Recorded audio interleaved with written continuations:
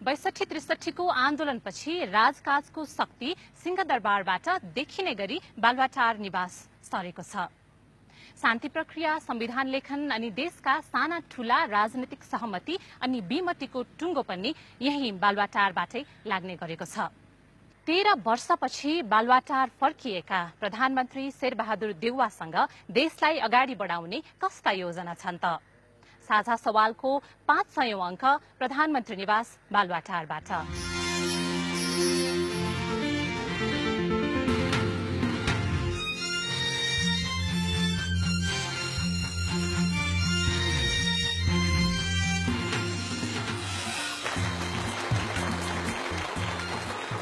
साझा सवालमा विद्या चापागाईको नमस्कार।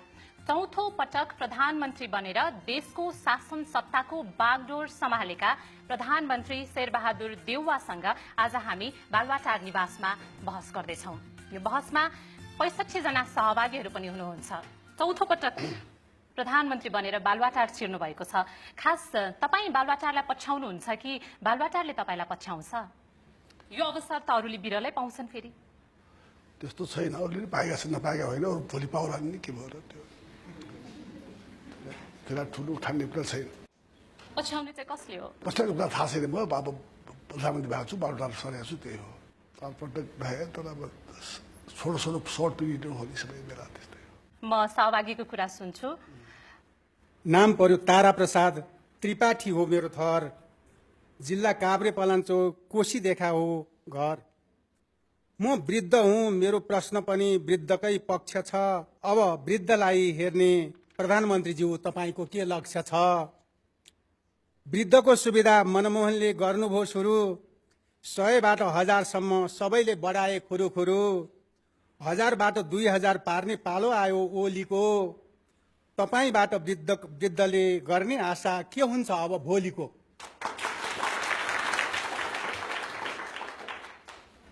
त्यो म पनि बनाउँछु वृद्धहरूलाई राम्रोसँग। के भयो? कति पुर्याउने त? पर्सेन्ट डबल गर्ने मन छ, हेरौँ के हुन्छ। डबल भन्यो भने त 4000 पुग्ने भयो। पेन्सन त्यही 5-4 हजार ठिकै हो। नेपाल भाउ बढेको छ, महँगी छ। प्रधानमन्त्रीज्यू आफै पनि उमेर हेऱ्यो भनेदेखि 70। काटिसके। यो उमेरमा आइसकेपछि त्यो भावना पनि बुझिन्छ कि? भावना भन्दा पनि के भने वास्तव आवश्यकता पनि हो यहाँ। हस्, म अरू सहभागीको कुरा सुन्छु। निकै धेरै हात उठ्यो। अहिले चाहिँ म त्यहाँ तपाईँको लिन्छु ल। सेतो सर्ट लगाउने सहभागी। हजुर। मेरो नाम सीताराम ठाकुर, घर रौतहट बटहर्वा गाविस। मेरो प्रधानमन्त्रीसँग यो प्रश्न छ कि प्रदेश नम्बर 2 को चुनाव हुन्छ कि हुँदैन? यदि हुन्छ भने त्यहाँका 16,000 जनताले न्याय पाउन सकिन्छ जुन अहिले 2063 को अङ्गीकृत नागरिकतावालाको चपेटामा फँसेका छन्?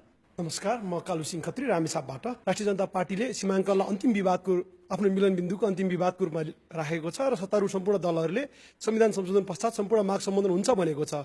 भनेपछि एउटा आम नेपालीको हैसियतले मैले के यो विश्वस्त हुन सक्छु? असोज 3 गतेका दिन विराटनगरका मेयर प्रदेश नम्बर 1बाट अर्को प्रदेशमा धकेलिनेछन् र बुटवलका मेयर प्रदेश नम्बर 5बाट अर्को कुनै प्रदेशमा पक्का पुग्नेछन् भन्ने कुरा म विश्वस्त भए हुन्छ त प्रधानमन्त्रीज्यू?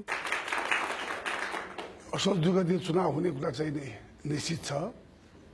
सीमाङ्कन सम्बन्धी कुराको सम्बन्धमा यो संविधान संशोधनको कुरा पार्लियामेन्टमा छ। त्यसमा चाहिँ 2/3 पुर्याउनु पर्छ। 2/3 पुग्नका लागि विपक्षी दल एमाले पार्टीसित कुरा गरेर मलाई विश्वास छ हामी त्यसलाई पास गराउन सक्छौँ। त्यसले मधेस केन्द्रित केही दलहरू र मधेस जनताको भावनाको पनि कदर हुनेछ र नेपालको संविधान जो छ यसको सर्वस्वीकार्यता बढ्नेछ भन्ने मेरो विश्वास छ। तपाईले चुनाव सर्दैन त भन्नुभयो, तर वैशाख 31 मा हुने भनेको चुनाव असार 14 मा, अब अहिले असोज 2 मा भनिएको छ। अनि फेरि तपाईँ आफै पनि विगतमा स्थानीय र संसदको दुवै चुनाव गराउन नसकेको आलोचना पनि खेपिराख्नु भएको छ। यस्तो अवस्थामा नागरिकले, अझ विशेष गरी 2 नम्बर प्रदेशको नागरिकले चाहिँ चुनाव होला भनेर कसरी विश्वास त हुने त? यो मैले चुनाव नगराउन सके होइन, सबै पार्टीले चुनाव सारेको हो। त्यो विगतको कुरा भयो। राजाले बदमासी गर्दै मेरो के दोष यसमा? मधेस केन्द्रित दलहरूको पनि सहमति गरेर 2 गते तय गरेको हो। त्यो 2 गते चुनाव सर्दैन। 2 गते हुन्छ। अझ विश्वास त हुनुहुन्न जस्तो लाग्यो। धेरैले हात उठाउनु भयो। तपाईँको कुरा सुन्छ। चित्त बुझेन मलाई। मेरो नाम कैलाश कुमार शाह हो, घर सिरा जिल्ला कल्याणपुर नगरपालिका वार्ड नम्बर 8। यो 2 नम्बर प्रदेशको कुरा आउँछ के 2 नम्बर प्रदेश बनाउँदाखेरि के गरी बनाएको थियो त? पहिला पनि तपाईँले सम्झौता गर्नुभएको थियो। गिरिजा प्रसाद कोइराला प्रधानमन्त्री हुँदाखेरि सम्झौता भयो, बारम्बार तपाईँहरू सम्झौता गर्नुभयो। सम्झौता के त कति दिनमा लागू गर्नुहुन्छ? तपाईँहरू कति दिनभित्र यो संशोधनको कुरा गर्नुहुन्छ? मधेसी जनताको अधिकार दिनुहुन्छ कति दिनभित्र? त्यो टाइम एउटा भन्दैन। म पनि एउटा त्यहाँको युवा हो, मलाई पनि उठ्ने रहर छ कि म पनि निर्वाचनमा जाउँ, म पनि आफ्नो गाविसको आफ्नो वाडामा लडाउँ, प्रतिनिधित्व गरौँ। जतिखेर मधेस आन्दोलन तपाईँहरूले सम्झौता गर्नुभयो त्यतिखेर त स्वायत्त मधेस 1% कुरा उठाउनु भएको थियो त। त्यतिखेर तपाईँले धेरैमा 2% कुरा भयो, तर 4-5 टुक्रा गर्नुभयो मधेसलाई। किन यस्तो? त्यो ठाउँमा त तपाईँले सिन्धुली जोड्न सक्नुहुन्थ्यो, उदयपुर जोड्न सक्नुहुन्थ्यो। अहिले 2 नम्बर प्रदेश काश्मीर भन्छ मान्छे। त्यो ठाउँमा त तपाईँ पहाडी जिल्ला उदयपुर जोड्न सक्नुहुन्थ्यो, सिन्धुली जोड्न सक्नुहुन्थ्यो, हेटौडा जोड्थ्यो, चितवन जोड्थ्यो। किन जोड्नु भएन? किन जोड्नु भन्ने कुराका सम्बन्धमा अब यो मधेसका केन्द्रीय दलहरूले चाहिँ नि को पनि माग अनुसारै भएको छ 2 नम्बर प्रदेश। अब त्यसमा चाहिँ नि चुनावको सम्बन्धमा जो भन्नुभयो चुनाव कुनै हालतमा चुनाव हुन्छ नै, चुनावको निम्ति उहाँहरू पनि सहमत हुनुभएको छ। जहाँसम्म संविधानको संशोधनको कुरा छ यो त 2/3 पुर्याउनु पर्ने हुन्छ। 2/3 पुर्याउनलाई चाहिँ नि विपक्षी दलको पनि समर्थन चाहिन्छ। नभए पनि अरू पार्टी सानसाना पार्टी मिलेर पनि 2/3 पुर्याउन सकिन्छ। त्यो हामी पुर्याउने प्रयासमा छौँ। त्यो भएपछि चुनाव हुन्छ। तर तपाईँले भन्नुभयो संविधान संशोधनको लागि विगतका प्रधानमन्त्री प्रचण्डले पनि प्रयास नगरेका होइनन्। उनले पुर्याउन नसकेको 2/3 अब तपाईँले चाहिँ कसरी पुर्याउनुहुन्छ? मैले पनि ग्यारेन्टी गर्छु भनेको होइन, तर प्रयास गर्छु भनेको हो। पुगेन भने त फेरि चुनाव नहोला नि त। अहिले उहाँहरूले त्यही माग राखेर संविधान संशोधनकै माग राखेर उहाँहरूले यो चुनावमा भाग लिनु भएन र असोज 2 को लागि चुनाव सरेको छ। अब त्यो बीचमा फेरि संविधान संशोधन भएन भने त फेरि चुनाव नहोला। भए पनि नभए पनि चुनावमा जाने सहमति भएको हो। संविधान संशोधन नभए पनि असोज 2 मा चुनाव अब 2/3 ल्याउने 2/3 त कसरी भोटाउनु पर्यो नि, जबरजस्ती गरेर मिल्छ मिल्दैन नि। अहिले के सहमति भएको हो सबै? त्यही भएर 2/3 सहमति भएको, संशोधन गर्ने प्रयास गर्ने सहमति भएको हो नि। पास हुन्छ भन्ने ग्यारेन्टी छैन नि। मेरो नाम गोविन्द शाह, मेरो घर जनकपुर धाम धनुषा जिल्ला। संसदमा जे कुरा नै हुँदा नेपाली कांग्रेस, एमाले अनि माओवादी जे कुरामा 2/3 पुर्याउँछ, तर मधेसको मुद्दामा कहिले पनि 2/3 पुर्याउन सकेन। मुद्दामा एमालेको समर्थन मिल्ने आशा छ। खोजिया हो कि के हो? यस्तो संविधान संशोधन गर्नै खोजिया छैन कि के हो? प्रत्येक सियासत गर्न खोजिया हो नि।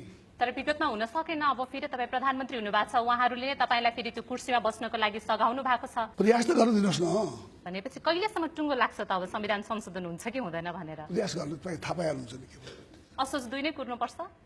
पर्दैन होला, एउटा अगाडि कोसिस गर्ने त हो नि।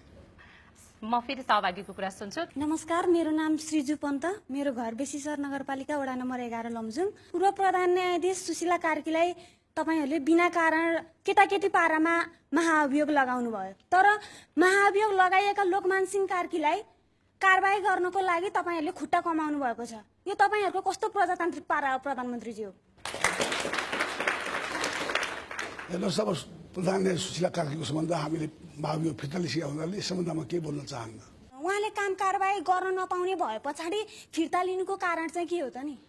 अब के कुरा भयो होला नि त फिर्ता लिएको त्यो भन्न चाहन्न अहिले मात्रै हो। तर फिर्ता लिनुपर्ने महाअभियोग दर्ता चाहिँ किन गरेको? के कुरा थियो गरियो, फिर्ता लियो के भयो त? त्यो त्यसो भए त्यो आरोप झुट्टा हो? आरोपका के कुरा, अब के भित्र के कुरा हुन्छ नि। उहाँले एउटा शब्द भन्नुभएको थियो त्यहाँनिर, नेताहरूले कस्तो केटाकेटी खेले जस्तो काम गरेको भनेर। केटाकेटी खेलेको काम गरे हो कि राजनीति त्यस्तै हो केटाकेटीको खेल जस्तो? खेले जस्तो छ, केटाकेटी खेलेकै होइन। अनि के गरे त? त्यो धेरै कुरा भएको छ, त्यसले किन भएको छैन? के भयो भनिदिनुहोस् न। त्यो आरोप झुट्टा हो उसो भए? के सहमति भएर फिर्ता लिएको हो भयो के भएको थियो त्यो मैले भन्न चाहन्न। म यहाँ अलिकति भनिदिनुहोस् न, थोरै मात्रै। जबरजस्ती गर्न पाइन्छ? जबरजस्ती होइन, अनुरोध मात्रै हो। यो विषयमा केही भन्न खोज्नु भयो हो? प्रधानमन्त्रीज्यूलाई चुनाव सक्सेस गर्नुभएको पहिला शुभकामना। म राममाया लामिछाने, पेसाले कानुन व्यवसायी पनि हो।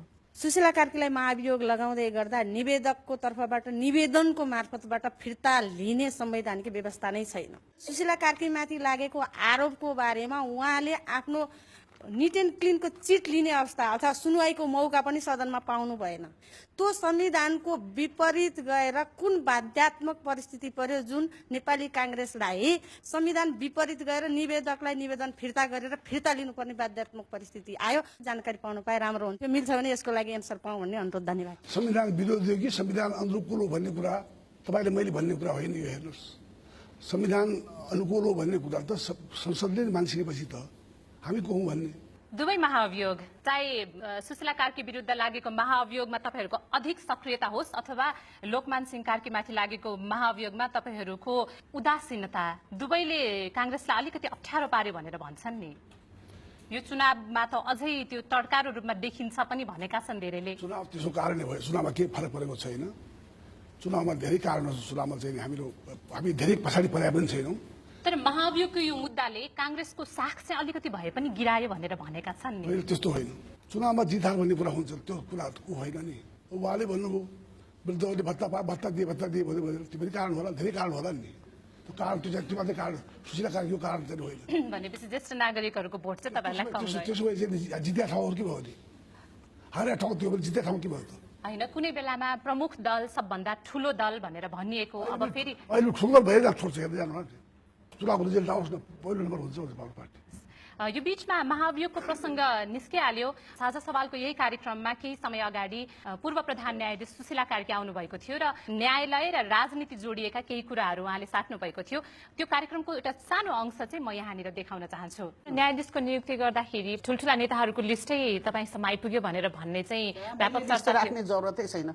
मैले तपाईँलाई भनिहालेँ, उनीहरूको लिस्ट बोक्ने उनीकै प्रतिनिधि छन्, मलाई किन दिनु पर्यो? बरु मैले उनीसँग लेखकसँग झगडा गरेँ, उनले आएर भने यो त तपाईँले हाम्रो पार्टीका यति मान्छे लिनु भएन। के लेखक हो यो काङ्ग्रेस पार्टीको? रमेश लेखक। म त्यति चिन्दिनँ पनि। उहाँ आउनुभयो र उहाँले के भन्नु भने होइन यो त तपाईँले गरिदिनु भएन, मेरो पार्टीमा ठुलो बुमर्याङ आउँछ। मैले भने तपाईँको पार्टीको भर्ती केन्द्र त होइन अदालत, यो त सम्भव नहुने कुरो हो भनेर उहाँलाई मैले बिदा गरेँ। प्रधानमन्त्रीज्यू के भन्नुहुन्छ अब? होइन, मैले अब त्यो लेखलाई सोध्नुपर्छ यो भन्दा उहाँले के भन्नुभयो थाहा पाएन के भन्नुभयो भनेर। अब तर उहाँले भनेको एउटा कुरा बुमर्याङ आउँछ पार्टीमा भनेर भन्नुभयो। त्यो लिस्टबाट न्यायाधीश बनेन भने त्यो कस्तो बुमर्याङ हो? के हो त्यो? थाहा पाएन मैले के भनेर मैले उहाँलाई सोधेर मात्रै सोध्नुहोस्। पार्टीमा न्यायाधीशहरूको लिस्ट चाहिँ कसले बनाउँछ? पार्टीले बनाउने न न्यायाधीश लिस्ट। पार्टी त्यही त सोधेको। यहाँ त पूर्व प्रधान न्यायाधीशले नै आउँछ भन्नुभयो भनेको चाहिँ कोही न कोही त रहेछ पार्टीमा। पार्टीले बनाउने कामै छैन लिस्ट। तपाईँलाई थाहा नदिने गरी कसले बनाउँदो रहेछ न्यायाधीश बनाउने लिस्ट? पार्टीको भर्ती केन्द्र होइन नि न्यायालय त। तर विगतका भनेको निष्पक्ष हुने पार्टीभन्दा बाहिर नै हो, न एमाले हुने न कङ्ग्रेस हुने न कोही हुने। तर विगतमा त उदाहरण छन् नि, न्यायाधीशको शपथ खाने बित्तिकै तुरुन्तै पार्टी कार्यालय पुगेका। त्यो त हामीले त्यो विरोध गरेका छौँ हामीले त। हाम्रो पार्टीमा हाम्रो पार्टी कोही आउनु पाउँदैन, आयोग पनि छैन।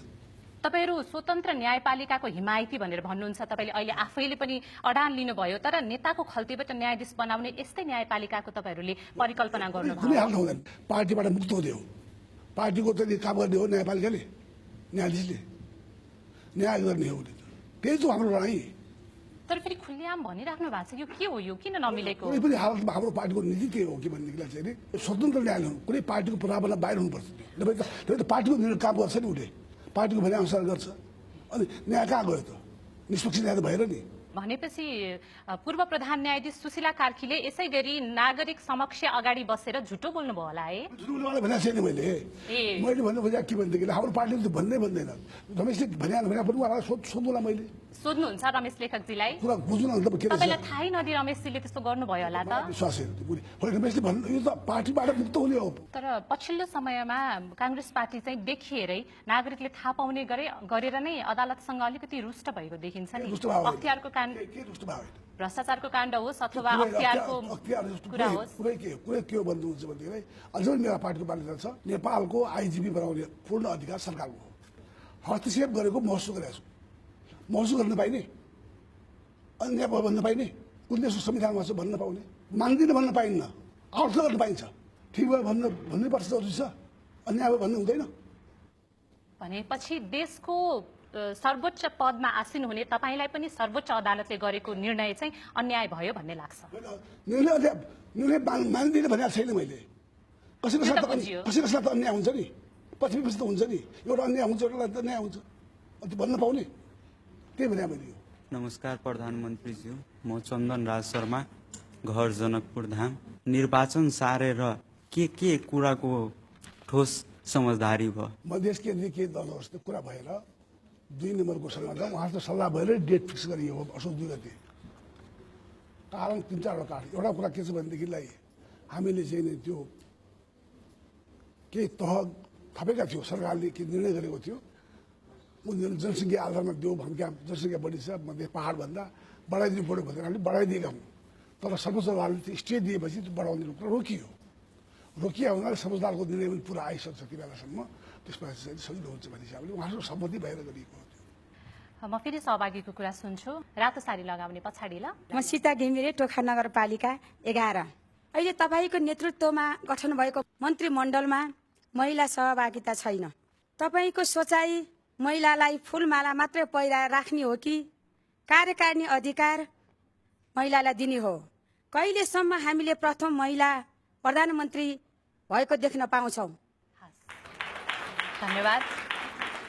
महिलाहरू मन्त्रीमण्डलमा आउँछन् नआउने अब आउँछन्। अब भर्खर त सानो मन्त्रीमण्डल छ, पछि हामी बढाउँछौँ, त्यसमा महिलाहरू हुन्छन्, सहभागिता हुन्छन्। महिला प्रधानमन्त्री नहुने कुरा नेपालमा कहाँ छ? महिला राष्ट्रपति भइसक्यो, महिला प्रधान न्यायाधीश भइसक्यो, सभामुख भइसक्यो महिला। नेपालमा सबभन्दा बढी महिला आएका 33% महिलालाई आरक्षण छ। अहिले मेयर उपमेयरमा 1 जना महिला अनिवार्य छ। गाउँपालिकामा पनि 1 जना महिला मेयर उपमेयर अनिवार्य छ। कुन देशमा छ यो? संसारको कुनै देशमा छ एउटा पद दिनुपर्ने महिलालाई? 33% महिला रिजर्भ हुनुपर्ने कहीँ दुनियाँमा छ? मेयर उपमेयरमा हुन त सबैमा महिलाहरू छन् चाहिँ, तर तपाईँहरूले चाहिँ महिलाहरूलाई फेरि उपमेयरमा लगेर मात्र थन्काइदिनु भएको छ। टिकट दिने हिसाब नै हेऱ्यो भने पनि महिला पनि दिएको छ, किन दिएको छैन? तर ठिक हो, पहिलो चरणको चुनावमा जम्मा 13 जना महिलाले मेयरको उम्मेदवारी टिकट पाए नेपाली कांग्रेस। भोलि दिनमा बढ्नु सक्छ त के? प्रधान न्यायाधीश मैले अहिले भर्खर त भयो, प्रधान न्यायाधीश मैले हुन्, राष्ट्रपति महिला नै हुन्, सभामुख मैले हुन् नि त। उहाँको प्रश्नै त्यही छ। फेरि तपाईँ बस्नु भएको त्यो पदमा, प्रधानमन्त्री पदमा चाहिँ महिलाहरू कहिले पुग्छन्? त्यो कुर्सी महिलाहरूको लागि कहिले खाली हुन्छ भनेर सोध्नु भएको छ उहाँले। भइहाल्छ नि, किन हुने त्यो? कहिले होला? महिला म त ज्योतिष भएर नि ज्योतिषमा धेरै विश्वास गर्नुहुन्छ भन्ने सुनेको फेरि हामीले।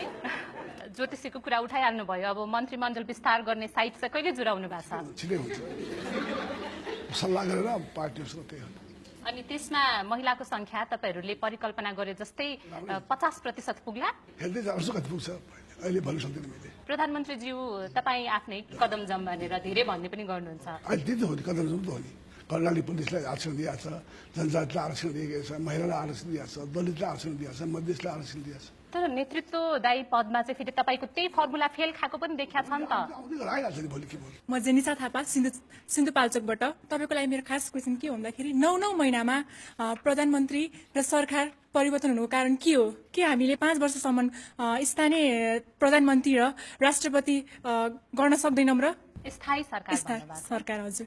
समानुपातिक समावेशी सिद्धान्त आयोगमा जो प्रतिनिधित्व हुन्छ त्यसले कुनै पनि पार्टीको बहुमत पुग्दैन। भोलिका दिनमा त्यो सम्भावना छ।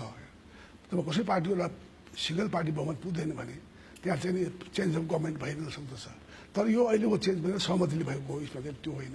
कम्तीमा 5 वर्षसम्म एउटै प्रधानमन्त्रीले काम गर्ने त्यो दिन चाहिँ कहिले आउला? तपाईँकै म बालुवाटार निवासको पछाडिपट्टि एउटा कोठाभित्र बसिरहेको थिएँ। वरिपरि सबै प्रधानमन्त्रीहरूको फोटोले ढाकिएको। अब त ठाउँ पनि देखेको छैन मैले अर्को प्रधानमन्त्रीको राख्ने। सिंहदरबारमा त्यस्तै छ। यस्तै फोटोहरू कति महिनामा हामीले झुन्डाइराख्ने? नेपालमा त्यस्तो आओस् भोलिका दिनमा हामी सबै लागु हुनु के भयो? कति युरोपियन देशमा पनि संयुक्त सरकारले सकेका छन्, तर त्यो स्थायी रूपमा चल्छ। यहाँ पनि भोलि त्यो स्थायी हुन सक्छ संयुक्त सरकार। मेरो नाम मुकुन्द थपलिया, काठमाडौँको धापासीबाट। राष्ट्रपति वा कार्यकारी प्रधानमन्त्री चाहिँ जनताबाट चुनिने व्यवस्था गरेर के हुन्छ प्रधानमन्त्रीज्यू भनेर प्रश्न गर्न चाहन्छु। हस् त, धन्यवाद। प्रधानमन्त्री अथवा राष्ट्रपति प्रत्यक्षबाट चुनियो भनेदेखिलाई उसलाई काम गर्न सजिलो हुन्छ, उसलाई उसमाथि केही हुँदैन भने त्यो एउटा प्रश्न। तर नेपाल चाहिँ यो पार्लियामेन्ट्री सिस्टममा गइसकेको छ, राष्ट्रपति सिस्टममा छैन।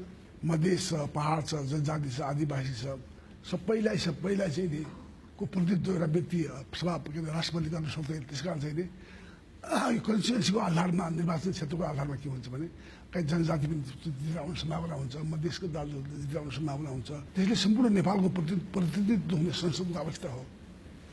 त्यही कारण चाहिँ हाम्रो पार्टीले चाहिँ यसलाई मानेको छ। भोलिका दिनमा चाहिँ राष्ट्रको नै चाहिँ एउटा परिस्थिति बन्यो भने त्यो पनि चेन्ज हुनसक्छ। हाम्रो पार्टीको अहिले चाहिँ छैन त्यो सम्भावना छ। उसो भए अहिलेको बिचमा एउटा राष्ट्रपति मात्रै भएर सबै प्रतिनिधित्व भएर आउनु पर्यो नि पार्लियामेन्टमा। सबैलाई सहभागी गराउने कुरा त तपाईँले उठाउनु भयो प्रधानमन्त्रीज्यू। अघि एकजना सहभागीले मन्त्रीमण्डलको विस्तारको कुरा पनि सोध्नु भएको थियो। कत्रो बनाउने? ठिकै बनाउला। ठिकै भनेको कत्रो? धेरै ठुलो, धेरै सानो। संविधानले त जम्मा 25 जना भनेर भनेको छ। फेरि तपाईँको विगत चाहिँ जम्बो मन्त्रीमण्डल बनाउने भनेर निकै चर्चामा छ। फेरि जम्बो बन्छ कि 25 जनाको संविधानले तोकेकै भित्रको बन्छ? बनाएका छन् के हो, 25 वाला त पछिल्लो वाला कुरा होइन। यो सङ्कटकालीन व्यवस्था हो अहिले त। भनेपछि तपाईँको अबको मन्त्रीमण्डलले पुरानो रेकर्ड तोड्ला त? हेर्दै जानुहोस् के हुन्छ। कतिजना? 51 जना? अहिले कहाँ नाम तलाई भन्छु म सहभागीको कुरा सुन्छु। त्यहाँ पहिलो कुर्ता लगाउने तपाईँको कुरा सुन्नौँ ल। नमस्कार, मेरो नाम निशा बानिया। वैदेशिक रोजगारमा अहिले पनि करिब 35 लाख श्रमिकहरू काम गर्छन् र नेपालको रेमिटेन्सको 29% जीडीपीमा कन्ट्रिब्युसन छ भनेर भनिन्छ। तर स्थानीय निकायको निर्वाचनमा मताधिकार उहाँहरूले आफ्नो प्रयोग गर्न पाउनु भएन। आगामी निर्वाचनमा प्रदेश र संसदीय निर्वाचनमा वैदेशिक रोजगारका श्रमिकहरूले मताधिकार पाउनको लागि के व्यवस्था गर्दै हुनुहुन्छ? हामीलाई सामाजिक सञ्जाल मार्फत धेरै सहभागीहरूले पनि यो कुरा सोध्नुहुन्छ हरेक कार्यक्रममा। हामी बाहिर बसेका छौँ, हामीले पठाएको पैसाले देश चल्छ भनिन्छ, तर हामीले भोट चाहिँ कहिले हाल्न पाउने भनेर। अब त्यो कुरा त तर के भने अब यो हरेक देशमा चाहिँ ब्यालेट बक्स लानु सजिलो छैन। एउटा देशमा 75 जिल्लाका मान्छे हुन सक्छन्, 75वटै बाकस चाहियो। अमेरिकामा एउटा राष्ट्रपतिलाई पठाउनु पर्ने हुन्छ एक देशभरिको। यहाँ चाहिँ हरेक उसको हरेक निर्वाचन क्षेत्रको भोलि चाहिँ कति हुन्छ निर्वाचन क्षेत्र हुन्छ त्यति गर्नुपर्ने हुन्छ। भोलि कुन निर्वाचन क्षेत्रको हरेक उसमा चाहिँ त्यति राख्नु पनि सजिलो हुँदैन। बुथ हो त्यो त्यो सजिलो चाहिँ त्यति छैन। तर त्यसको चाहिँ एउटा अध्ययन गराएर भोट हाल्ने अवस्था ल्याउनु सकिने कोसिस गर्नुपर्छ, उपाय निकाल्नुपर्छ। हस्, म फेरि सहभागीको कुरा सुन्छु। नमस्ते, मेरो नाम उषा किरण, मेरो घर चाहिँ दैलेख, म त्रिचन्द्रको विद्यार्थी। म आफै दलित भएको कारणले गर्दा प्रधानमन्त्रीको ज्यूको क्याबिनेटमा दलितहरूको कुनै सहभागिता छैन। दलितहरूलाई उत्पीडित र दोस्रो दर्जाको नागरिकमा बाँचिरहेका छन्। दलितको कुरा गर्नु, दलितको निम्ति त धेरै कुराहरू भएका छन्, भोलि पनि हुन्छन्।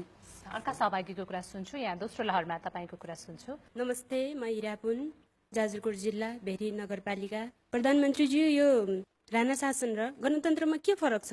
यो गणतन्त्रबाट जनताले के पाए? राज्यबाट हेपिएको मेरो जिल्ला जाजरकोटले के पायो? विकास खासै मेरो जिल्लामा भएको जस्तो म देख्दिनँ। बाटोघाटो सदरमुकाम बाहेक भित्रभित्र गएको छैन। त्यही भएर धेरै कुरा बिजुली बत्तीदेखि लिएर हरेक कुरामा पाएको जस्तो लाग्दैन मलाई। जाजरकोटमा चाहिँ तपाईँले भनेको कुरा ठिक हो, सदरमुकामसम्म बाटो पुगेको छ। तर अहिले उहाँ डोलबसमा जाने बाटो त्यही बाटो जाँदैछ। गाउँ गाउँ पनि बाटो दिइरहेको छ। अब त्यो लाग्छ अब यो सदरमुकामसम्म नै पहिला बाटो थिए नेपालमा। सदरमुकाम बाटो पुऱ्याएपछि गाउँ पनि जाने कुरा छ। नेपालको अहिले सबभन्दा सदरमुकाममा चाहिँ बाटो पुग्यो सबै ठाउँमा। अब डोल्पा पनि पुगिसकेको छ अहिले, मुगु पनि पुग्यो, बक्कर पुग्यो, हुम्ला पनि पुग्यो। त्यसैले चाहिँ सदरमुकाममा चाहिँ बाटो पुगेको छ अहिले। सदरमुकामबाट फेरि चाहिँ गाउँ गाउँमा बाटो पुऱ्याउनु चाहिँ समय लाग्छ। कति ठाउँमा चाहिँ ग्रामीण सडकहरू बनिसकेका छन्, कति ठाउँमा बन्द बाँकी छ। जाजरकोट पनि त्यही हो। अब मलाई लाग्छ अब हाम्रो चाहिँ प्रयास भनेको ग्रामीण सडकको हो, गाउँ गाउँ पुर्याएको हुँदैन। सदरमुकामसम्म पुग्यो, सदरमुकामबाट गाउँ पुर्याउनु जरुरी छ, त्यसैमा हामी लागेका छौँ। नमस्ते, म पञ्चेश्वर गाउँपालिका वडा नम्बर 5 बैतडीबाट कविता भट्ट। नेपाल सुदूरपश्चिम लगायत नेपालका विभिन्न भेगहरूमा नेपाल सरकारले 72 प्रकारको औषधिहरू निशुल्क वितरण गर्ने भनिए तापनि स्वास्थ्य चौकीमा जाँदा सिटामोल पनि नपाइने अवस्था छ।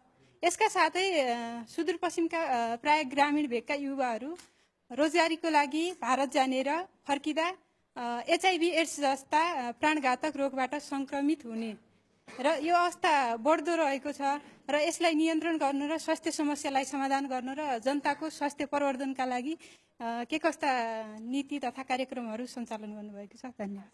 ठिक छ, म पनि त्यहाँ पुगेको छु, पञ्चेश्वर पुगेको छु। उसलाई इन्डिया भएर आउनु पर्थ्यो, अहिले नेपालबाट जानु पाइन्छ। अब यो स्वास्थ्य चौकी हरेक गाउँपालिकामा अब स्वास्थ्य चौकी पुरानो कुरा छ, पुगेको पनि छ। तर चाहिँ नि तपाईँसित म सहमत छु कि अझै पनि औषधिको व्यवस्था छैन। त्यति मात्रै होइन, त्यहाँ त हेल्थ असिस्टेन्ट पनि छैन। कोही डाक्टर त परै जाओस्, अस्पतालमा डाक्टर छैनन्, स्वास्थ्य चौकीमा हेल्थ असिस्टेन्ट छैन।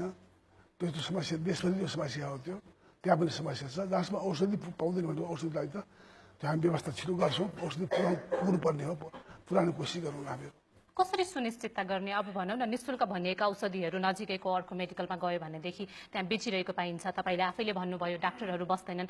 समस्या स्वास्थ्य चौकी नहुनु होइन, समस्या त अन्यत्र रहेछ भनेपछि त्यो समस्या सम्बोधन गर्नको लागि प्रधानमन्त्री भइसकेपछि तपाईँको केही योजनाहरू त छन् होला नि? त्यहाँ के छ भने अब डाक्टरहरू पनि के छ, अब त्यो टाढा छ, त्यहाँ मान्छे सबै बस जानै चाहँदैन। समस्या उहाँलाई बरु बढी इन्सेन्टिभ दिएर हुन्छ कि केही बरु अरू चाहिँ प्रोत्साहित कसरी गर्ने के भनेर जानुहुन्छ नभए चाहिँ अब यो कम्पलसरी पालो पालो सबै नलागी भए पनि यो बस लागि भए पनि गइदिनुपर्ने अध्यात्मक व्यवस्था गर्ने के गर्ने त्यस्तै हेल्थ चौकी स्वास्थ्य चौकीको पनि त्यही अवस्था छ त्यसै कारण चाहिँ समस्या चाहिँ एउटा छ यो चाहिँ यो देशभरिकै समस्या हो अब समस्या फेरि उहाँले भने जस्तो स्वास्थ्यमा मात्र होइन शिक्षामा पनि उस्तै छ अब हामी गाउँ गाउँ पुग्दाखेरि विद्यार्थीहरू के भन्छन् स्कुलमा टिचरहरूले शिक्षकहरूले चाहिँ चिट चोराउन बरु सिकाएका उदाहरणहरू धेरै रहेछन् भनेपछि चिट चोर्न सिकाउने शिक्षकहरू एकातिर हुन्छन् भने अर्कोतिर राजनैतिक दलका झण्डा बोकेर हिँड्ने पनि शिक्षकै हुन्छन् फेरि अनि तिनले कहिले पढाउने त्यहाँबाट पढेर आएका विद्यार्थीहरूले कस्तो शिक्षा पाउने र अनि चिट चोराउने कुरा चाहिँ कसैले उचित मान्दैन हेर्नुहोस् त्यस्तो चोराउनेहरूलाई कारवाही गर्न पनि हामी पछि तयार हुनुपर्छ र साथसाथै चाहिँ पार्टीको झन्डा बोक्नुपर्छ भन्ने छैन टिचरहरूले चाहिँ त्यस्तो चाहिँ छैन बोक्न त बोक्छन् फेरि कसैले बोकेर त त्यस्तो चाहिँ छैन शिक्षकहरू विद्यालयमा भेटिँदैनन् स्वास्थ्य कर्मीहरू स्वास्थ्य चौकीमा अथवा अस्पतालमा भेटिँदैनन् भनेपछि खोजी गर्न चाहिँ कहाँ जाने त अस्पतालमा जानुपर्छ शिक्षक स्कुलमा जानुपर्छ शिक्षक त गएका छन् तर चौकीमा चाहिँ स्वास्थ्य चौकीमा चाहिँ काम जान्छन् सत्य कुरा ल तपाईँकै पालो तपाईँ उठ्नु होला ली क्वान यूलाई सिङ्गापुर दिँदाखेरि ढुङ्गा दिएको थियो उनले हिरा बनाए तर नेपाललाई तपाईँको हातमा दिँदाखेरि हिरा दिएको थियो तपाईँले ढुङ्गा बनाएर छोड्नुभयो अब यसको कारबाही कसलाई गर्छ र अर्को ऐतिहासिक प्रश्न सिङ्गापुर अमेरिका चाइना बेलायत सबै प्रधानमन्त्रीहरू देशका अति उत्कृष्ट विद्यार्थीहरू मात्रै प्रधानमन्त्री भएको छन् एउटा उदाहरणको लागि बेलायतको विगत 70 वर्षदेखि सम्पूर्ण प्रधानमन्त्रीहरू अक्सफोर्ड विश्वविद्यालयका छन् नेपालको विगत 70 वर्षदेखि कुन चाहिँ हाम्रो सफल हाम्रो मन बुझ्ने प्रधानमन्त्री हामीले कुन चाहिँ पायौँ तपाईँले कहिले विस्थापित हुने अति निराश भइसक्यौँ हामी 4 चोटि 5 चोटि प्रधानमन्त्रीको लागि मात्रै प्रधानमन्त्री होइन जनताको लागि प्रधानमन्त्री तपाईँ कहिले हुने हेर्नुहोस् नेपालमा चाहिँ जस्तो विद्यालय छ त्यही पढ्ने हो नि हेर्नुहोस् तपाईँले बत्त बोल्दै हुनुहुन्छ तपाईँ रिसको कुरा होइन नि कहाँबाट ल्याउने मैले अक्सफोर्ड कहाँबाट ल्याउने अक्सफोर्ड विद्यालय नेपालमा त्रिपुल कहाँबाट अक्सफोर्ड विद्यालय ल्याउने यहाँ त्यसमा अक्सफोर्ड पढाएको नेपाललाई प्राइभेट स्कुल पाउने उहाँले इङ्गित गर्नुभएको छ युवाहरूले अथवा देशको लागि सोच्ने प्रधानमन्त्री चाहिँ हाम्रो देशले कहिले पाउँछ र हाम्रो देशले विकासको गति कहिले लिन्छ भन्ने चाहिँ उहाँको प्रश्नको आशय तपाईँले चाहँदै हुने कुरा त होइन नि तपाईँले चाहे जस्तो बन्नुपर्छ भने के छ यहाँ तपाईँले को अक्सफोर्ड पढाएको को पढाउँछ नेपालमा अक्सफोर्ड तपाईँको इच्छा तपाईँ व्यक्ति हो नि जनताको इच्छा अनुसार भाउ प्राइभेटमा आऊ म तपाईँको इच्छा अनुसार कुरा म जनताले चुनाव मलाई त्यो जनताले चुनाव होइन मलाई पार्लियामेन्टमा बहुमत पाए होइन बहुमत पाएको मान्छे होइन रे अनि को तपाईँ हुने त तर यसले एउटा प्रश्नले चाहिँ नागरिकहरू साँच्चै नै निराश छन् त्यो पदबाट प्रधानमन्त्री पदबाट र उनीहरूले गरेका कामबाट विगतमा भएका जति पनि कामहरू भए प्रधानमन्त्रीले गरेका कामहरू नेपालमा धेरै कामहरू भएका छन् के काम भएको छैन यहाँ बाटो बनेको छ विकसित भइरहेको छ किन विकसित भइरहेको छ तपाईँ जनप्रतिनिधि हो भन्नुहुन्छ आफूलाई यो चाहिँ उहाँको प्रश्नको सही उत्तर दिनुपर्छ प्रधानमन्त्रीज्यू कहाँबाट एक्सपोर्ट ल्याउने नेपालमा ल्याउने यो चाहिँ खास जनताको निराशा बोलिरहेको छ जस्तो लाग्छ हजुर मैले बुझाएको छैन म सुशीला चौधरी दाङ मैले प्रधानमन्त्रीज्यूलाई के निवेदन गर्न चाहन्छु भने आफ्नो कार्यकालमा के गर्नु हुँदैछ 1 2 3 भनेर भनिदिनुहोस् सत्यनिर्माण आयोग तथा बेपत्ता आयोग बनाउनु भएको छ फेरि पनि आयोगले काम गर्न दिइराखेको छैन हामीलाई पर्याप्त रूपमा कानुन भएन भनिरहेको छ त्यो कानुन तपाईँहरूले कहिले पारित गर्नुहुन्छ राम्रो प्रश्न गर्नुभयो तपाईँले यो चाहिँ तपाईँलाई थाहा छ नेपाल कस्तो ठुलो चाहिँ द्वन्द्वमा पीडित थियो नेपाल रक्तपात भएको थियो हत्या हिंसा भएको थियो अहिले शान्ति नेपाल अहिले कमसेकम शान्ति प्रक्रियामा नेपाल अगाडि बढिरहेको छ जहाँसम्म यो के अरे यो सत्य निरूपण आयोगको चाहिँ बेपत्ता आयोगको कुरा छ मानवता विरुद्धका अपराधहरूलाई चाहिँ माफी दिने छैन माफी दिइँदैन अरू त्यही सम्बन्ध त्यही कुराको सम्बन्धमा कानुन 83 ले कानुन ड्राफ्ट गरेको छ पार्लियामेन्टमा पास हुन्छ नागरिकमा निराशा छाएको चाहिँ देखियो प्रष्ट रूपमा प्रधानमन्त्रीज्यूलाई कस्तो लाग्छ यो संविधानको कार्यान्वयन सबभन्दा प्राथमिकता हो अहिले त्यसको लागि 3टा चुनाव जरुरी छ 2टा चुनाव करिब करिब भइसक्यो हेर्नुहोस् एउटा मधेसमा चाहिँ दुई त्यो असो 2 गते त्यो पनि हुन्छ बाजुरामा 80% भोट हाल्छ भन्दाखेरि जनताको कस्तो जनताको कति सहभागिता छ भन्दाखेरि जनता कति प्रजातन्त्रको चाहिँ यो अधिकारका प्रति सुस्त र यसले गर्दाखेरि के हुन्छ भने नगरपालिका गाउँपालिकामा अब जनप्रतिनिधि मार्फत त्यो ठाउँको विकास हुने हो त्यहाँका दुःख सुखमा सहभागी हुने हुनाले त्यो एउटा 20 वर्ष पछाडिको जो चाहिँ भएको छ त्यो एउटा अत्यन्तै उपलब्धिपूर्ण कुरा भएको छ। त्यो एक अर्थ भएको छ भनेदेखिलाई अर्कोतिर चाहिँ के भनेदेखिलाई अब यो चाहिँ यो दुईटा चुनाव, प्रान्तको चुनाव र केन्द्रीय सङ्घको चुनाव, त्यो दुईटा चुनाव कुनै पनि हालतमा मङ्सिरभित्रै गरिसक्नुपर्छ, पुसभित्रै गरिसक्नुपर्छ, माघ 7 भित्र अगाडि गरिसक्नुपर्छ। त्यो चाहिँ छिटै एउटा आयोग बनाएर त्यो निर्वाचन क्षेत्र निर्धारण गरिसकेपछि एक महिना सकेर चुनावमा देश जान्छ। नेपाल अहिले यो चाहिँ संविधानको कारण जरुरी छ। त्यो सबै कुरा भइसकेपछि त्यस पछाडि नेपालमा चाहिने गाउँदेखि लिएर प्रान्तदेखि लिएर केन्द्रको चाहिने चुनावद्वारा जनप्रतिनिधिद्वारा चाहिँ जनताले शासन गराउँछ। प्रधानमन्त्रीज्यूले संसदीय क्षेत्र निर्धारण गर्ने कुरा उठाउनु भयो। अब तपाईँहरूलाई यो गाउँपालिका नगरपालिकाको सीमाङ्कन गर्नै काउसो लागे जस्तो भएको छ एकातिर। अब यो निर्वाचन संसदीय क्षेत्र निर्धारण गर्नको लागि पनि सङ्घको लागि गर्नु पर्यो 165 संसदीय क्षेत्र, अनि त्यसै गरी प्रदेशको लागि त्यसको दोब्बर 330 संसदीय क्षेत्र निर्धारण गर्नु पर्यो। तपाईँले भने जस्तै चुनाव गर्ने हो भने त त्यसको लागि अहिलेदेखि प्रक्रिया सुरु गर्नुपर्छ भनेपछि सङ्घको चुनाव कहिले होला अनि प्रदेशको चुनाव कहिले होला? मतलब मङ्सिरभित्रै भन्छु म त, पुसभित्र हुन्छ। मङ्सिरभित्र दुईटै चुनाव के भयो, एक साल पनि हुन्छ हुने कुरा के छ? तर चुनाव हुने आधार के छ त? असोज दुईकै चुनावको लागि धेरैजनाले प्रश्न उठाउनु भएको छ, शङ्का उपशङ्का गर्नु भएको छ। अब माघ 7 भित्र फेरि दुईवटा तपाईँले त अझ मङ्सिरमै गरी भ्याउँछौँ भन्नुभएको छ, अझ एकैचोटि। यो चुनाव हुँदैन भने त्यो होइन चुनाव हो, यो नगरपालिका चुनाव हुँदैन भने त्यसैले गाउँपालिका कहाँ हुन्छ भने चुनाव भयो नि, अहिले पनि भइहाल्यो। नेपालमा चुनाव हुन्छ र भने चल्नै हो त। विश्वस्त हुनुहुन्छ, ढुक्क हुनुहुन्छ? चुनाव भइरहेको छ त, किन हुँदैन, भइहाल्छ। हस्, म सहभागीको कुरा सुन्छु। तपाईँको लिएला मैले दोस्रो लहरमा तपाईँको गृह जिल्ला डडेलधुरा, तर हामी सुदूरपश्चिम नागरिकले हाम्रो क्षेत्रको मान्छे प्रधानमन्त्री भयो भने गर्व मात्रै गर्ने कि हामीले विकासको स्वाद पनि चाख्न पाउने? हस्, धन्यवाद।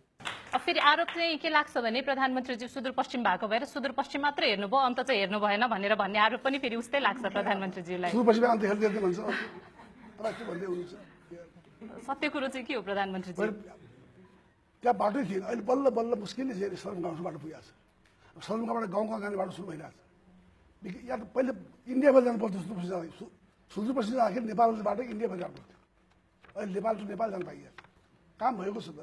तर विकास सुस्त भयो जस्तो लाग्दैन प्रधानमन्त्रीज्यूलाई? सुस्त अहिले अगाडि बढिरहेको छ, द्रुतगतिमा बढिरहेको छ।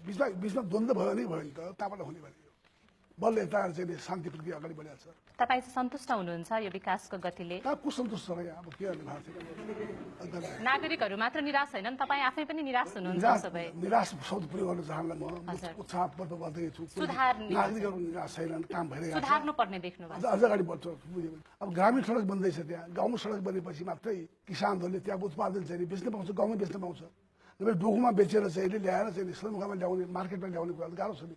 त्यसै कारण अहिले ग्रामीण सडक नै सबभन्दा आवश्यक छ। नेपाल त पहाडको देश हो नि त, मधेसमा जता बाटो बैलगाडी चल्छ, कम्ती चल्छ, पहाडमा त गाडी रोडै छैन, पृथ्वी बोक्ने अहिले ठाउँ ठाउँमा त्यस्तो अवस्था छ। त्यस कारण चाहिँ पहाडको चाहिँ 2/3 पहाड भएको हुनाले त्यहाँ रोडै आवश्यकता छ। रोड, बिजुली जरुरी छ, खानेपानी जरुरी छ, त्यो अहिले भइरहेको छ। अब त्यो गाउँसम्म सडक, गाउँमा सडक पुगेपछि पुगिरहेको छ, वास्तवमा पुगेपछि चाहिँ त्यो विकास अगाडि बढ्छ भन्ने आशा हो। म फेरि सहभागीको कुरा सुन्छु। नमस्कार, मेरो नाम सम्पदा पन्त, म रामग्राम नगरपालिका 3 नवलपरासी जिल्लाबाट। मेरो प्रश्न चाहिँ मुगली नारायणघाट खण्डको जुन बनाउ सडकलाई भत्काएर 2 वर्षदेखि हामी सबैजना अलपत्रमै परेका छौँ। कयौँ मान्छेले ज्यान पनि गुमाएका छन् र यस्तो असहज अवस्थालाई कसरी समाधान गर्छु त भन्नु नै हुन्छ होइन। अब हामी कसरी आशावादी रहने कि अब यो चाहिँ हुन्छ नै भनेर कसरी हामी विश्वास गर्ने? प्रधानमन्त्रीजी त्यो बाटो हिँड्न मौका मिला छ? पर्खिनु पर्ने छैन होला प्रधानमन्त्रीजीलाई? मुगली नारायणघाट सडक चाहिँ जहिले पनि पहिरो आउने ठाउँ हो, त्यो पहिरो आइरहन्छ, धेरै भयो पहिरो आइरहन्छ। त्यहाँ चाहिँ अब यो पहिरो थाप्ने कुराको लागि चाहिँ अब के भन्ने, अब यो वाल ठुल्ठुलो वाल राखेर वृक्षारोपण भएको उपाय देख्नु। उहाँले दुर्घटनाको कुरा उठाउनु भयो। त्यही बाटोमा यो विस्तार सुरु भए यता जम्मा 36 किलोमिटरको बाटो बनाउने क्रममा चाहिँ 47 जनाले ज्यान गुमाइसकेका छन्, 18 जना बेपत्ता भएका छन्, अरू धेरै घाइते पनि छन्। अझ कति जनाले ज्यान गुमाउनु पर्छ त्यो बाटो बनिसक्दाखेरिसम्म? कहिले बन्ला त बाटो? उहाँहरूले त दिएको समयभित्र हामी सक्दैनौँ भनेर भनिसक्नु भएको छ। पैसा थप्दिउँला, बाटो छिटो बनाउनुपर्छ, त्यो आफै हेर्छु। लाइफलाइन त्यही हो, उपाय छैन। ठेकदारहरूले आफूले पाएको समयभित्र हामी अहिले दिन चाहिँ सक्दैनौँ बाटो भनेर उहाँहरूले भनिसक्नु भएको छ। अब के हुन्छ? अब यो ठेकदारले सक्दैन भने हाम्रो के लाग्छ भने फेरि गर्न भन्नु पर्यो नि। नभए ठेका क्यान्सल गर्नुपर्ने होला के हुन्छ थाहा छैन। त्यो मैले क्यान्सल गर्न चाहने भने होइन मैले, तर ठेकदारले आफ्नो टाइममा पुऱ्याउनु पर्ने बाटो त पुऱ्याउनु पर्छ नभए अखला दिनुपर्छ। पहिले बुझेर मात्रै भन्नु सोचेँ मैले होइन। त्यो पहिरो नियन्त्रण गर्नको लागि सरकारले के गर्छ गर्नुपर्छ, गर्छ, म पनि गराउँछु ल लाग्छु। हस्, धन्यवाद। म सहभागीको कुरा सुन्छु, त्यहाँ दोस्रो लहरमा तपाईँको कुरा सुने। मेरो छोरा 12 वर्षको छोरा छ। उसले के भन्छ भनेदेखि मम्मी म भोलि पर्सि गएर प्रधानमन्त्री हुन्छु है भन्छ। उसले बारम्बार एउटै कुरा भन्छ उसले। अनि हामी यस्तै बाटोमा भाडाका गाडीहरू कुरिरहेको हुन्छौँ, अनि खाली गाडी आउँछन्। उसले के भन्छ भने म भविष्यको प्रधानमन्त्री, यो गाडीले मलाई नरोकिकन गयो हेर्नुहोस् त मम्मी भनेर भन्छ उसले।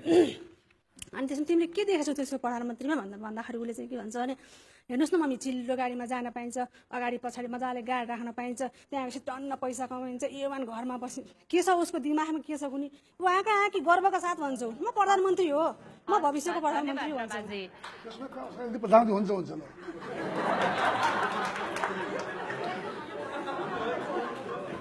बच्चाको चाहिँ त्यो आकांक्षा खराब होइन नि के भयो। तर बच्चाको दिमागमा प्रधानमन्त्रीप्रति कस्तो छाप रहेछ हेर्नुहोस् त। त्यस्तै छाप पार्नुपर्ने हो प्रधानमन्त्रीको त्यो पदको, त्यो कुर्सीको एउटा बच्चाले। बच्चाले प्रधानमन्त्री हुन चाहन्छु भन्यो भने के बिग्रियो त?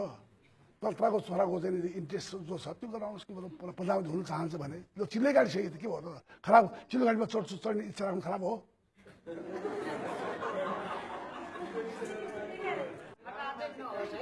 ल एकचोटि यहाँ उहाँको कुरा सुनौँ त। उहाँलाई प्रधानमन्त्री कस्तो चाहिएको रहेछ? अस्ट्रेलियाको जस्तो अमेरिकाको जस्तो पाइपबाट ग्यास ल्याएर चुल्हा जोडिदिन्छु भन्ने प्रधानमन्त्री चाहिँ हुँदैन। कहाँबाट ल्याएर जोड्ने त्यहाँ? एउटा सिलिन्डरमा भर्न नसक्ने स्थिति छ मान्छेको। सब गरिब जनता छ, नेतालाई मन्त्रीलाई पो त्यस्तो चाहिँ सबै पाइप जोड्न पुग्ला। हामी जस्तो सर्वसाधारण बिहान बेला खाना नपाउनेले कहाँबाट पाउँछ त्यो पाइप जोड्न? तपाईँको नाम भन्नु न। ललिता खकुराल, म टोखा नगरपालिका 8 नम्बर वडा बस्छु। तपाईँलाई चाहिँ कस्तो प्रधानमन्त्री चाहिएको त? अब एकदम राम्रो हो, सबैको गरिबको चाहिँ दुःख पीरहरू बुझ्ने, त्यस्तो फटे कुरा बोलेर जनतालाई झुक्क्याएर 2 दिन बालुवा छरेर हुँदैन। जनताको आँखा तिखो भइसक्यो, अब जनता बाठा भइसके। प्रधानमन्त्रीलाई चित्त बुझे जस्तो छ। त्यस्तो सामान बाँध्ने मैले त्यस्तो झुटा सामान बाँध्ने। प्रधानमन्त्रीहरू यो नेताहरू त अलिक झुट्टा फाटे बोल्छन्। शेरबहादुर देउवाजी प्रधानमन्त्रीज्यू जनतासित कस्तो कुरा गर्नुहुन्छ?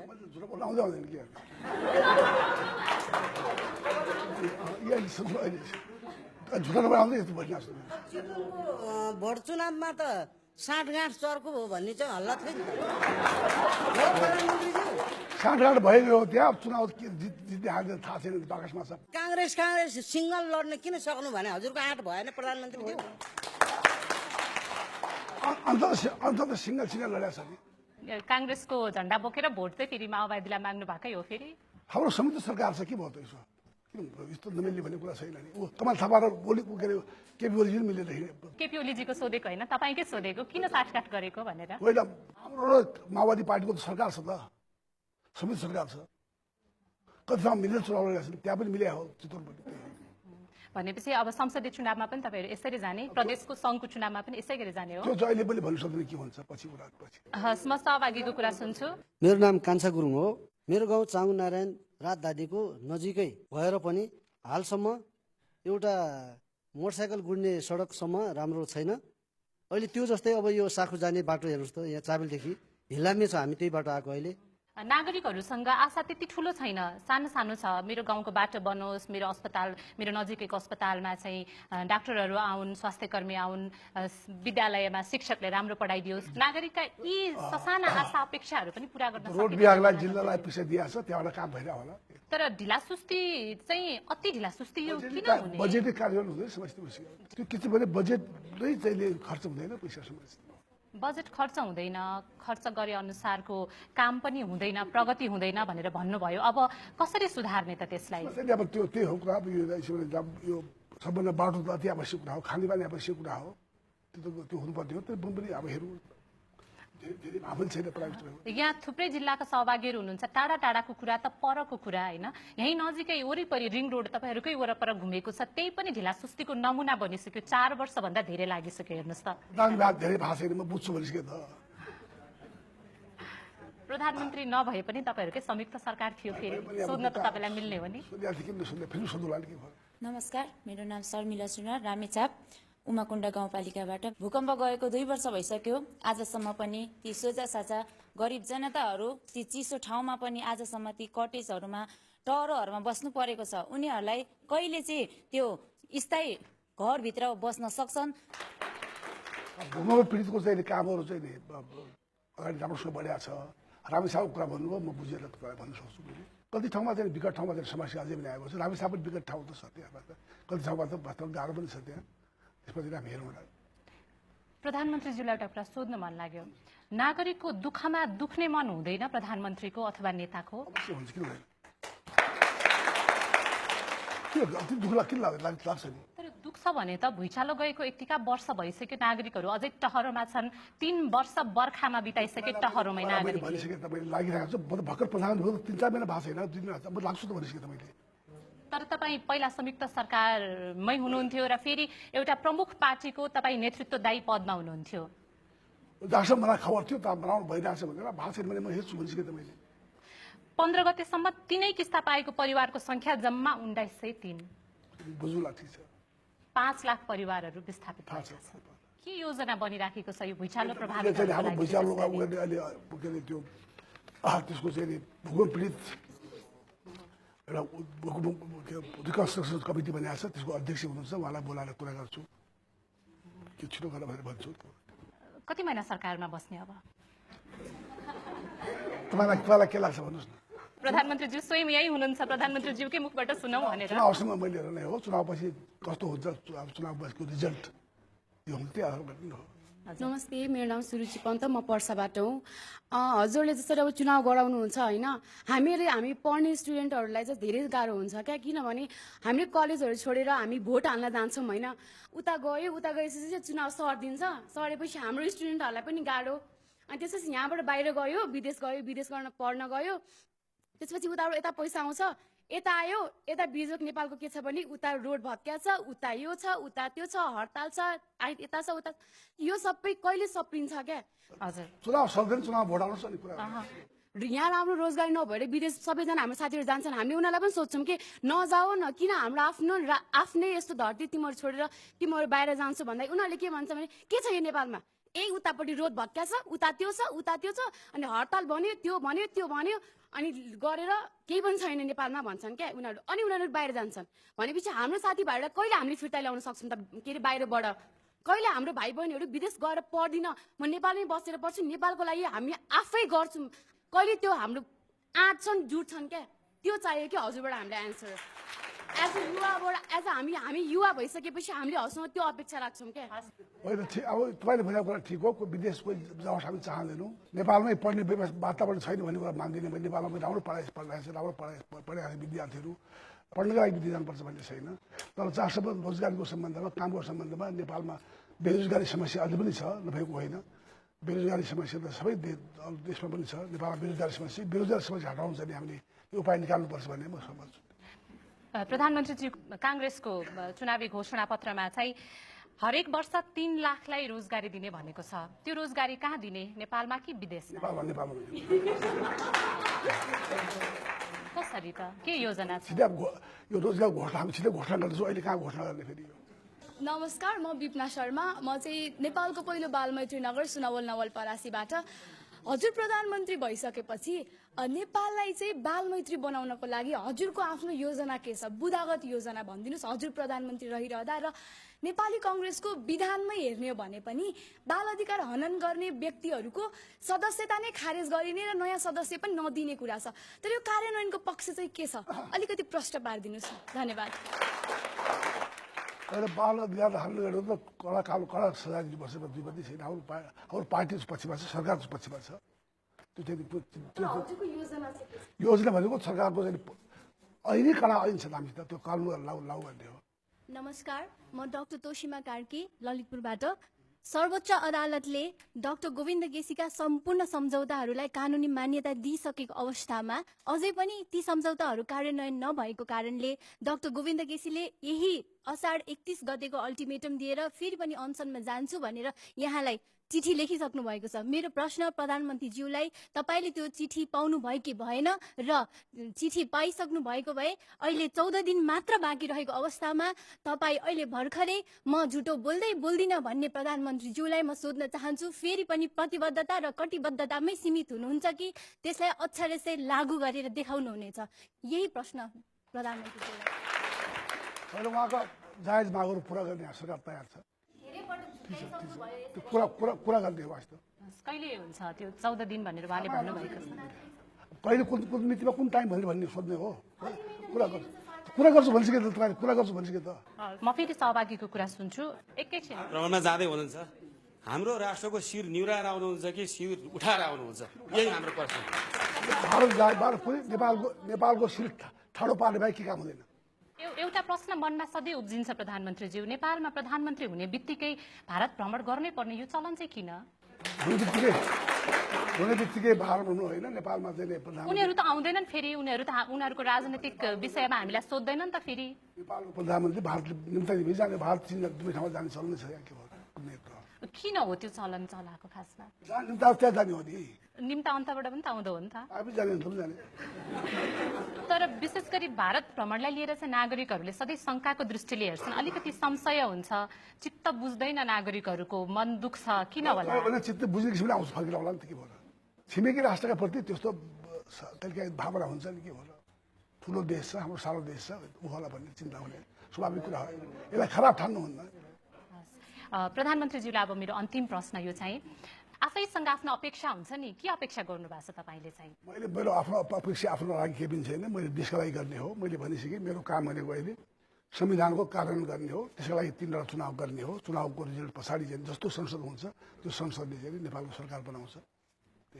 के गर्यो भने तपाईँको कार्यकाल सफल भएको मानिन्छ त? गराएर अहिले उपाय अरू देखाएको छैन मैले। अब चाहिँ म कार्यक्रम टुङ्ग्याउँछु। धन्यवाद, धेरै कडा कोसिस गर्नुभयो पनि धन्यवाद है भाजपालाई। अब चाहिँ म कार्यक्रम यहीँनिर टुङ्ग्याउन चाहन्छु। तपाईँलाई आजको कार्यक्रम कस्तो लाग्यो? आफ्ना सुझाव अनि प्रतिक्रिया दिन सक्नुहुन्छ। अनि तपाईँ यो बहसलाई सामाजिक सञ्जाल मार्फत पनि निरन्तरता दिन सक्नुहुन्छ। हामीलाई सम्पर्क गर्ने हाम्रो ठेगाना हो कार्यक्रम साझा सवाल, BBC नेपाली सेवा, post box number 672 Kathmandu Nepal. त्यसै गरी तपाईँ हामीलाई इमेलमा nepali.letters@bbc.co.uk मा पनि आफ्ना विचार अनि प्रतिक्रिया दिन सक्नुहुन्छ भने तपाईँ हामीलाई सामाजिक सञ्जालमा फेसबुक, ट्विटर, युट्युब अनि इन्स्टाग्राममा BBC साझा सवाल लेखेर खोज्न सक्नुहुन्छ। आजको कार्यक्रममा सहभागी हुनुभएकोमा प्रधानमन्त्री शेरबहादुर देउवा सहित तपाईँ सम्पूर्ण सहभागी अनि दर्शक र श्रोता सबैलाई धेरै धन्यवाद। कार्यक्रमबाट आजका लागि हामी सबैलाई बिदा दिनुहोस्। नमस्कार।